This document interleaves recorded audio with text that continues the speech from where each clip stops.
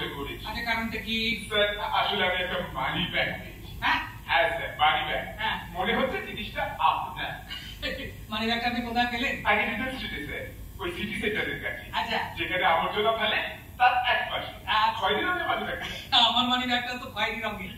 কিছু বললেন স্যার? না আমি বলছি যে আপনি আমার নাম এবং ফোন নাম্বার কোথা থেকে পেলেন? আসলে স্যার ওই ব্যাগ খুলেছি বলে কিছু মনে করবেন না, নয়তো মালিকের খোঁজ পেতাম না। আচ্ছা চিঠির কাগজে আপনার নাম এবং ফোন নাম্বারটা লেখা আছে, লাল কালি দিয়ে লেখা, নম্বরগুলো একটু জোড়ামুড়ি হয়ে আছে। আচ্ছা একটা স্ত্রী নিয়ে কনফিউশনে ছিলাম,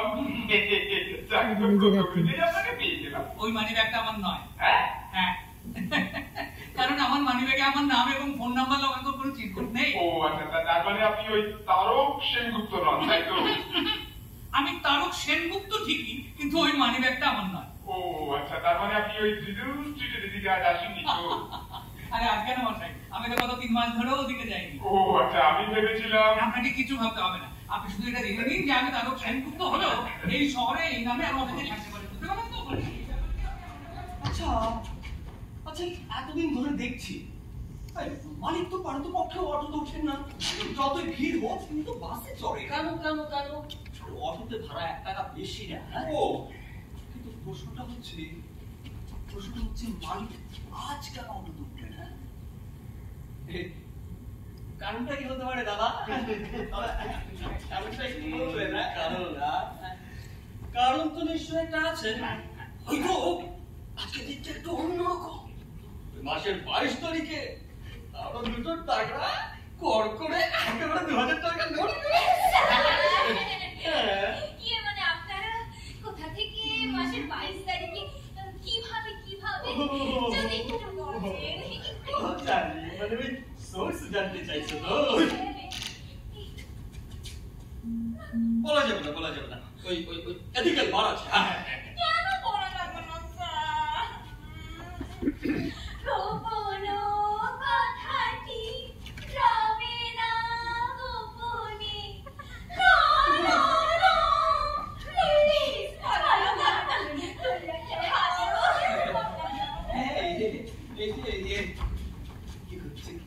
কি হচ্ছে কি তোমার গায়ে ধরে পুরো কি হলো? এই অচল, সচল হতে চাসতে বিষয়টা আমাদের তো গোপন থাকবে। ইস কি বিশ্রী কোনটা কিন্তু ইন্টারভিউ কি কাণ্ড হয়েছিল জানেন? কি কাণ্ড? আরে আপনাদের বলছি এই যে সেটা 1 টাকা হলো। ও সেদিন কি হয়েছিল? আর বাবু অফিসে যাওয়ার জন্য তৈরি হচ্ছিলেন, আর এমন সময় সেই রিংটো।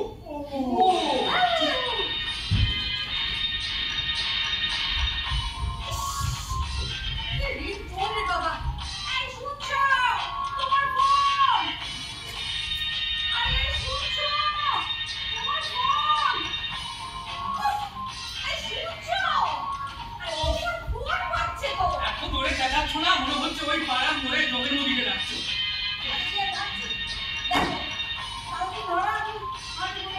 আমি তো তোমাকে কতদিন বলেছি যে অফিসে যাওয়ার সময় যদি ফোন আসে আমাকে তুমি একদম ডাকাডাকি করবে না। ফোন আসুক বাজুক বাজতে বাজতে থেমে যাও।